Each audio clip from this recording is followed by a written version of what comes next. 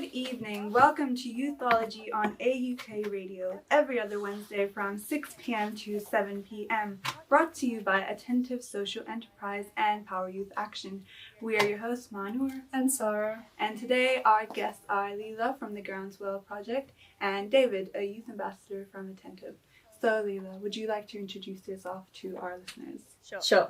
Hi, I'm Leela. I'm from the Groundswell Project. And we are a non-profit organisation that works to challenge hate and extremism, and we do that through local peace building. I'm the Luton Community Connector, so I do that work here in Luton. Wow, that sounds great. And David, would you like to introduce yourself? Yes, my name is David. I'm part of Attentive Social Enterprise and have been for 7 months now. Wow. So, Leela, could you tell us more about the Groundswell Project and what it's all about? Sure. So we, as I say, we work to challenge hate, but we do this in a very early stage prevention way. So it's a lot of community building work, community resilience building work.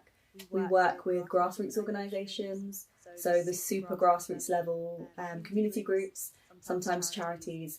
And I basically act as kind of like a consultant to them or an extra pair of hands sometimes. The role's really different every day.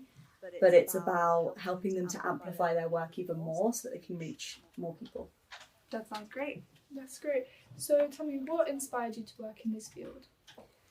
I've done a lot of different things in my life, and I found that what was the most fulfilling for me was doing work that helps people. So I worked as a life coach running my own business, and I help people that way. And then I kind of fell into working with the Groundswell Project, where I feel like I get to help more people and a wider range of people. Helping people can be so fulfilling, so I think that's great. So David, could you tell us more about your role with Attentive? Yes, so with Attentive, we get involved with lots of different projects within Luton and the surrounding areas, and it's good to get involved with the community and obviously show people what this town has to offer. That's great. So David, what do you think is the best way to engage young people? I feel like we need to implement more community spaces. I feel like these bring the youth together so that they can empowerment and just bring them closer. Yeah, I'm pretty sure Toko, I think that's how you say it, is opening up again in January. It's going to be a big reveal. Are you guys going to go to it? Yeah, of course, it will be a good event. Leela, are you thinking of attending? Yeah, definitely. It's great. So Leela, what challenges do you face in your work? I think every day looks different, so there's always kind of new challenges. But I would say one of the challenges we're having in the field of hate and extremism is social media, and it is the fact that it's both an amazing thing and it has obviously a dark side too. So especially for young people, we all spend so much more time online than generations before us, and the way that algorithms work means that if you watch something once, you're going to get shown so much more of that same thing. So a lot of young people are seeing one perspective, and when that's something that can make you angry or, you know, frustrated, it can just reinforce that narrative and build that anger, and that can even lead to hate. Yeah, I think it's definitely something that you need to look out for and kind of try and prevent yourself from going down one path of the way you're looking at things, and just kind of explore different viewpoints. So I think that's a very important thing. Yeah, I completely agree. David, what available opportunities and resources are there to help young people escape violence? Yeah, so like I said previously, there's lots of different communities you can join, such as workshops that happen sort of every other day. If you look around your area, sort of community centres, there's a lot of things that you can visit to help deter you away from violence. Yeah, I know that Attentive has some workshops, and I know they're going to be in some Power Youth Action workshops, some focus groups. I think they're really beneficial for, people in general when they're struggling with violence. Yeah. So what ways do you measure how effective your work is, Leela? So we kind of have two ways that we measure our work as community connectors in Groundswell. And one is kind of quantitative data. So it's how many new connections we've made. We do a lot of, the name of the role is connector. So it's a lot of work of finding these super small community groups and connecting them with maybe other groups so that they can do something bigger. So on the one hand, we measure success by seeing how many of those sort of connections we've been able to empower. But then on the other hand, it's just very qualitative. So it's just getting positive feedback from somebody that we might work with, a community member, a community group, somebody who works for one of the organisations, and just being a helping hand to them in whatever way they've needed. I think it's very important to look at the individual and just take back feedback from their experience. So I think even if something that you've done, for example, a project, you may think that the statistics haven't changed much. It's very important to look at that feedback from that individual person and see that this has made a difference. Yeah, 100%. I think that's more powerful sometimes. Yeah, I agree. David, how do you think mental health affects the youth?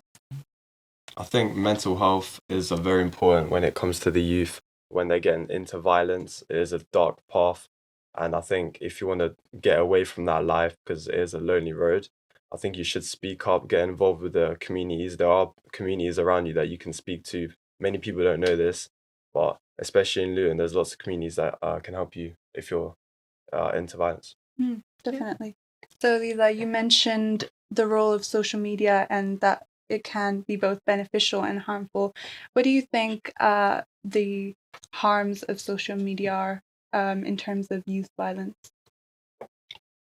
I think misinformation can be one, and we saw that around the time of the riots, where false information and sort of fake news can be spread and it can incite hate, especially where it's based on complete opinion and it's not a fact.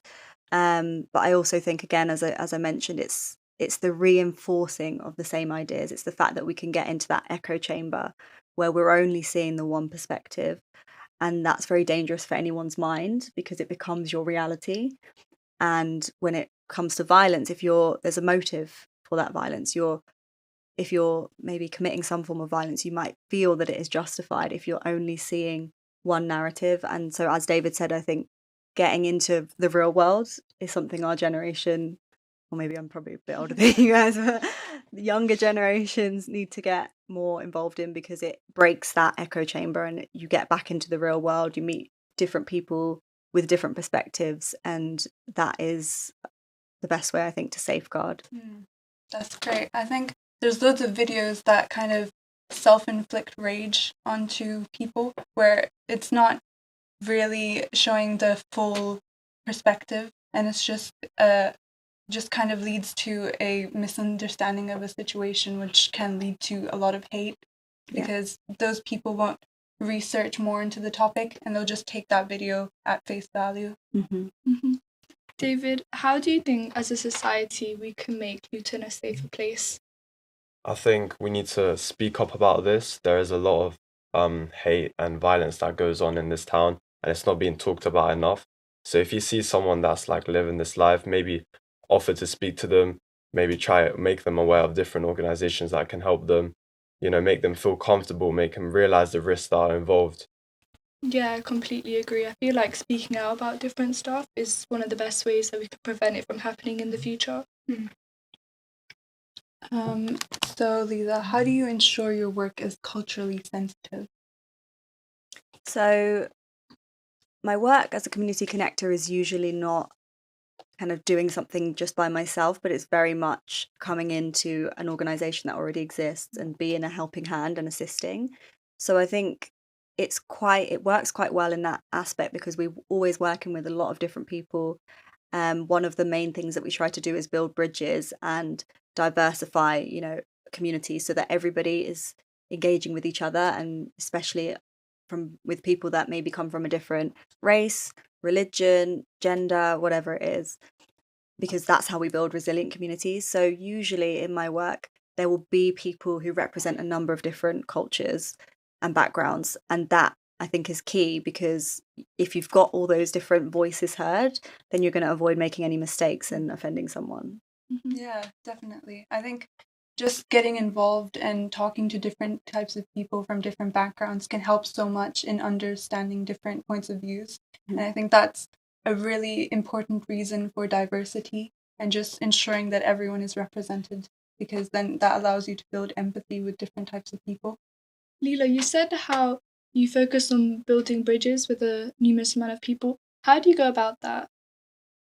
So it's about creating spaces that people can meet people they might not usually meet, or maybe it's not even about meeting, because in Luton we're so diverse, we see different kinds of people, we all probably have contacts and friends, family across numbers of different backgrounds, but maybe we don't always have those deeper conversations outside of our immediate circle.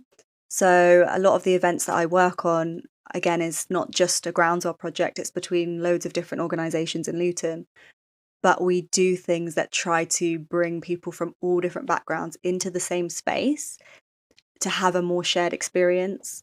One of those things that I did after the riots was a session called Let's Talk About It, which was where we just brought together different community members and had deep discussions about these topics, so about hate, about extremism, about the riots.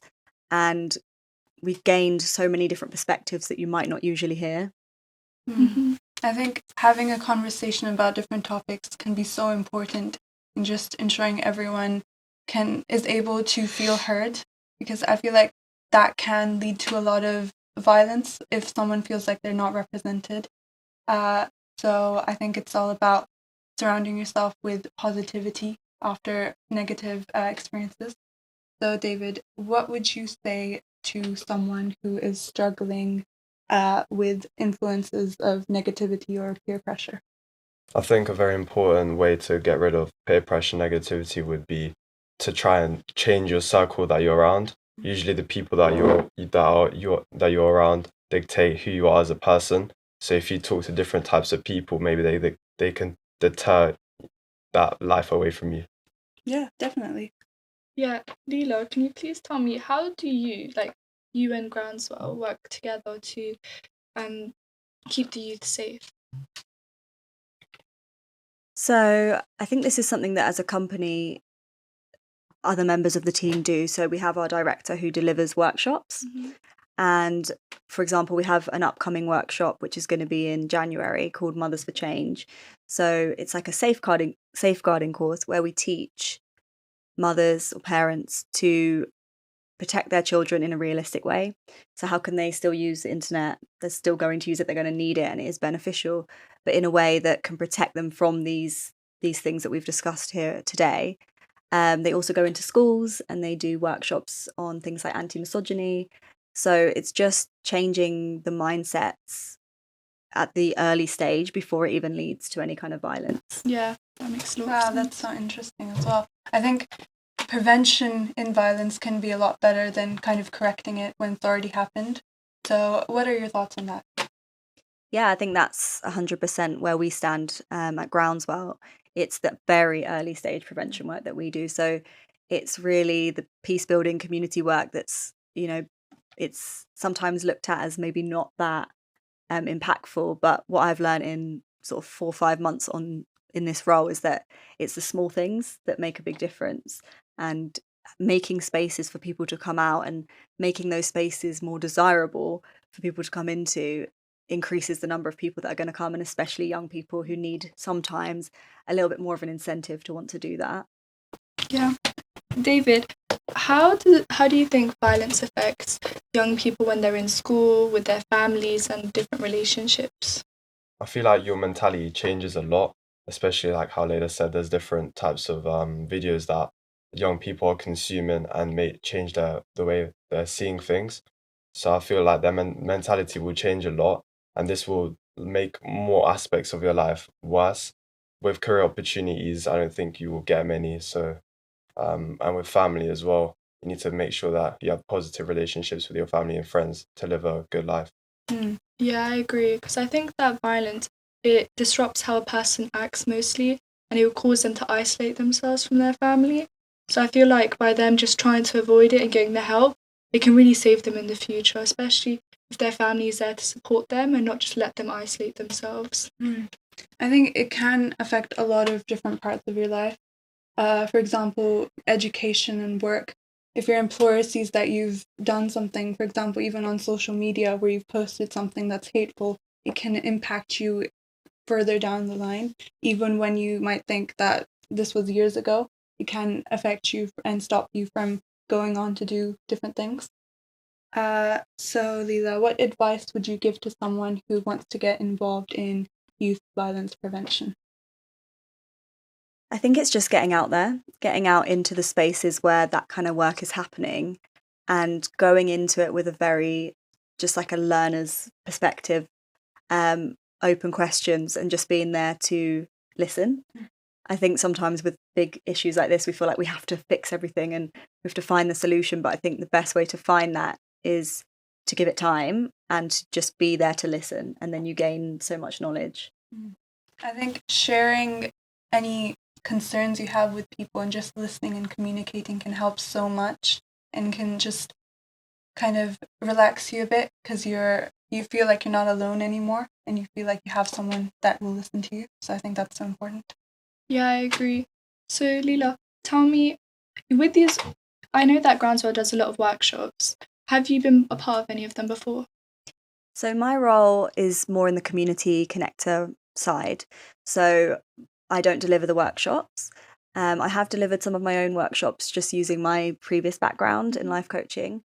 So I've done some this week actually in Luton in different charities. But the main part of my role is more to, again, come into the organisations that already exist and to be somewhat of an assistant or a consultant and just help them to expand their work and to reach more people. So our workshops are delivered by the director of Groundswell.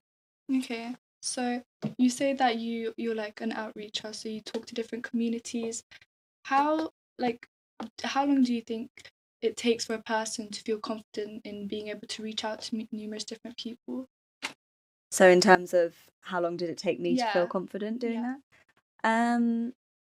I would say quite quickly I built the confidence to do it, and that's probably just because previous things that I've done, I've been able to gradually build that confidence before starting this work. But definitely, I think I still feel that sometimes when it's a new environment and it's new people, that sense of uncertainty and maybe a little bit of anxiety. And it usually passes quite quickly. So it's about just get yourself in. And then once you've bonded with one person, it usually it gets so much easier from there. Yeah. So you talk about how you feel anxiety sometimes. So how would you give advice to young people if they were feeling anxiety in these kind of situations? Yeah, I think it's way more common than we realise because not so many people might want to offer that information that they're feeling it. But whenever I've had deeper conversations, almost everyone does experience it. So I think it's a couple of things. One is literally just deep breaths. And that's just for our nervous system, like our body actually goes into fight or flight response when we are anxious. And then we can't even sort of think clearly and it just spirals from there. So just simple deep breaths actually resets the body and allows us to go back into that relaxed nervous system state where we can then act in a way that's going to be much more beneficial. And the second thing I would say is just focus on the one thing in front of you. So like on the way here, I was worried about how am I going to get in. I couldn't get in. So it's just thinking just one step at a time. First, I'll just open my phone and check my email and we'll then go from there and we'll figure it out. So it's not trying to plan ahead for everything because then the brain just gets so overwhelmed, but just break it down into the one next thing that you have to do. And then when you get there, you'll tackle the next thing. Yeah. That definitely sounds like a very important skill that you've learned. What other skills do you think are important for your line of work? I think an open mind is a big one. Just going into these meetings, you're meeting so many different people from so many different walks of lives, and it's quite a broad field. So I'm working in everything from mental health to young people's sort of work and some of this violence prevention work to physical health and then things like domestic violence. So there's so many different things that you're coming across all the time. And I think it's about, again, having that perspective of I'm here to listen and learn and not think that you know everything or even that you need to know everything and that you're supposed to know what to do. You just go in and listen and then it becomes clear. You mentioned you were a life coach. Let's talk about that. Sure. I ran a business. I still run it, but now I'm focusing more of my energy on Groundswell, called Get Up and Grow Girl. So it was holistic life coaching for women. I was a personal trainer for, well, still am, but was doing it full time for about 5 years, and then qualified as a life coach. And during COVID time, I went completely online doing that because we couldn't be working in the gym. So I've done a lot of work on helping women in the sort of mind, body, soul aspect, blending both the physical body and the mind. Wow. So what would that look like as a session maybe, or how would it go? So it's different depending on the client usually, but it's always about the goal that they have. We start there and then we kind of reverse engineer the process. So it's looking at what needs to, usually the biggest thing I would say is what needs to shift in order to get to that goal. And then we can work on that in sense of what needs to shift in my mindset, so my beliefs, what needs to shift in my feelings and emotions and the way that, I feel every day, because our feelings impact our behaviors. So then we'll go into what needs to shift in my behaviors. And then when you align all of that, you start showing up in a different way and then you attract different things. Yeah. So David, I know you're in sixth form. Tell me, how do you manage your studying, your friend's life, and attentive? Yeah, I think the balance is very important when you get to this part of your life. When you're like 16 or 17, you may find things overwhelming. When you get out of high school, you have more responsibilities that come up. And honestly, I feel like it's a good thing because it prepares you for the real life and uni. But to balance things like that, maybe you're going gym, you have to go to school, you have to do your homework. I feel like you have to find that perfect balance in between them all. And yeah. How do you recommend people would find that balance? I feel like a good thing would be is to get a daily planner. So every night I write things that I'm grateful for, stuff that I want to do at different hours of the day, and this helps me keep productive. Maybe one day I don't feel like I want to do anything, but I have that planner to hold me accountable and make sure I do everything that I need to do in that day. That's really good. A lot of people think that university is kind of like the next step after college. What do you guys think about that? So Lisa, did you go to university? Yeah, I did go to uni and I went for a long time, so I have a lot of student debt. But I'm still kind of, I'm torn as to whether that was the right thing to do or the wrong thing to do. But what I will say is that I went down that path. And then when I left uni, I turned down a grad job and I went straight into running my own business. So I didn't go the path that you're meant to go. And for me, that was really, I learned so much. And in some ways, I feel like I learned more than I learned at uni over 5 years, practically doing things. So I think that there's no set one path. And I think the conventional path is definitely not necessarily for everyone, but is also not better than other paths, which I think it is made out to be. And you can learn so much from just doing the thing that you want to do, whether that's work experience, apprenticeship, or any other kind of way. Wow, starting your own business. That sounds so impressive. So let's talk more about that. Could you tell us some stuff about that, about your business? Yeah, I'm an example of somebody that did not follow a linear path because I went to uni to study fashion, strategic fashion management, and I did my master's, so it was kind of like business management. But then I started a fashion business selling clothes for petite women because I'm like the shortest person you'll ever meet. And then after 6 months, I closed down that business. So my parents were not very happy about that.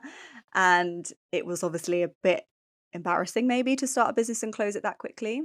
But that's when I was working as a personal trainer and I started building that business because that was more fulfilling because I was helping people and that felt more meaningful to me than selling clothes. So again, that didn't really make logical sense, but I followed that because that was my passion and it ended up going really well. I won some awards. I out earned my previous role and yeah, I got to go on the radio. I got to do loads of cool things, got to go in magazines. And then unfortunately COVID happened. So there was like another sort of what do you call it? Like redirection. And that's when I started the online side of the life coaching business. So I think life changes and sometimes you can have a plan and that plan won't happen anyway and life will get in the way. And so being flexible and being able to do different things is a massive skill. And I don't think you need to pigeonhole yourself into one thing. Yeah. That's so impressive. So David, are you thinking about uni? Or are you thinking of doing something alternative like an apprenticeship? I think the normal thing that is normalized well, at least was normalized, was to go to uni. I feel like the youth have changed more towards apprenticeships or going straight into work. I feel like with these social people, they're like deterring away from uni, saying it's bad, you should do this, or you should do that. But I don't think that's a good idea, because you should do what you feel is right. For me personally, I do want to go uni, but I also do want to start my own business, or maybe continue the businesses that I already run. And hopefully that should lead me in the right direction and what I want to do later in my life. Yeah. So Leela, you said that as soon as you finished university, you started opening your own business. What advice would you give to someone like David, for example, who's considering that route? I think start lean is the best advice. I think we try and, well, depends on your personality type, but sometimes when we're starting a business, it's such a big thing and it's obviously your heart and soul. And so we want to do it perfectly straight away. But all businesses require money to get started. And sometimes we can put that into things like the flashy website, the graphic design, photography, whatever. And I think what I learned is that get your product right, start lean, and then the rest will come. So you don't need all the frills. You need something that people want, a really good product or service, and you need to understand how it's different and you need to market it.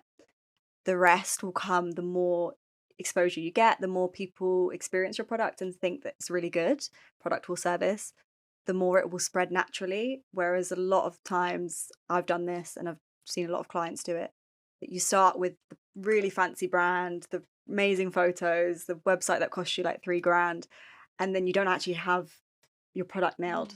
People don't really understand what you do and why they should buy from you instead of someone down the road who's been doing it way longer. So what makes you different and what makes you special? Yeah, I think it's important to start small and invest your limited money, I would assume, in the important things instead of the bigger things, which you can get later on when you're able to. So if you were to start another business now, what would you do differently than when you started before? I think I would get out there in person more as well. I think with social media and online platforms, we can do so much online. And especially after COVID, that's what I kind of did. And I really focused on that. But actually, through this work at Groundswell, I've seen that so much still happens in face to face interactions. And you build trust with people. People see that you know your stuff, that you're like a reliable and trustworthy business owner when you meet them face to face. And also you make so many more connections, and business is all about connections. So I think don't get too wrapped up. Like, social media is an amazing tool for anyone running a business, don't get me wrong, but remember to balance it with real world events, networking events, just getting out and about into your area, because that's really powerful as well. Yeah, networking can be so important. Yeah, I agree. So you're talking about how you had your business earlier. How would you go about marketing it? Yeah, so marketing is one of the things that I've done a lot of at uni, and then that's one strand of my business. So I think when you're marketing something, don't be afraid to put your own personality into it. And I would say that's where the industry is evolving now, is that we all want to buy from a brand with a strong personality. TikTok, Instagram, it's democratizing, the business world, and we want to buy the person that we like's brand, not the big brand that you can get at Boots. So make your brand have that personality that is yours. I think have a unique point of view. Don't be afraid to say, like, I don't like that. This is what I agree with. Like, this is my perspective on, I don't know, health or mental health or whatever it is that you do. Have a clear perspective and run with that. Don't be afraid of alienating people, because to market is to alienate. You've got to alienate those that the product's not for in order to attract those that it is for. Otherwise, it's just vanilla. Your messaging is just vanilla and nobody's really paying attention. You want sort of like spicy standout messaging, and I think that comes from your own personality. So how you're talking about marketing, that plays like a vital role in your current position as community connector, am I right? Yeah, so I'm using it a little bit, in Groundswell. What I meant was how I used it before was in my coaching business. I would coach people, also other women who had their own businesses, so helping them with their messaging and their marketing. But in Groundswell, I use it quite a lot for what we're trying to do is essentially oppose what hate groups do, which is they market their agenda of hate. by marketing positivity and marketing community. And so, yeah, I use it in that sense with our social media page, which is Groundswell Project Luton, to encourage people in Luton to do more in the community. I don't know if you guys have heard of Dragon's Den. It's about Yeah. it's about like businesses going to investors and just showing off their product. What do you think about that? Would you go on to that, Leela? Yeah, why not? Try anything once. I would go on it. I don't know what for at the moment, but I feel like it will come. Yeah, it's a bit scary, but it's good to get out of the comfort zone. So David, I know how Leela's talking about how a lot of people, they market themselves and they like post about what they're raising awareness about. How do you think that these companies can best reach out to youth via social media? I feel like there should be certain things that should not be allowed to be posted. Certain extremist views. Young people look at that and think, yeah, that's the thing I should believe as well. And I don't think that's right. There's too many opinions online, and people just consume this content, and they could change their personalities around it. So I believe that that's not an ideology that should be used. Yep, I agree completely. Leela, what are your thoughts? Yeah, I think it's a tricky one. I agree that there are some things that perhaps should be policed, but I think it's also really hard to do that because there's a line that's people are always going to question, are you, biased, or are you saying you going against my sort of right to express myself and saying that something's extreme when it isn't? And I think that's one of the problems that we have on social media, is that there's always going to be that pushback from these sanctions and things being in place. So I guess I would say what we try and do at Groundswell anyway for preventing people from getting into that is give them something else. Give them something else. People are going to go down those routes when that's the most attractive thing to them. So I think it's not just about creating these spaces for young people, creating opportunities, but it's letting young people lead, because if they can lead, they can do what's attractive to them. They can do what they want to do, rather than us trying to create something for young people to come to that they are not interested in. So I think that's what Attentive seems to be doing really well, is let young people have their own creative voice, let them have their own ideas, and create more spaces like this. And then people will want to come, and they'll want to get away from, maybe staying in that little echo chamber online. Yeah. So Leela, if there's the people listening, how would they go about contacting you to find out more information about the work you do?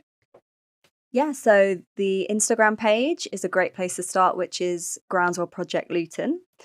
Or you can email me which is Leela, Leela, at groundswell.world. And so both of you guys, what are the key takeaways from this you believe are very important to highlight? I believe that if you're a person in violence, that you should speak up about it, see what opportunities there are around you to help deter you away from that life, such as like a family friend or family or friend, or different communities that can support you. Yeah, I think it's the small things that make a big difference. If you don't know where to start, just take a small step.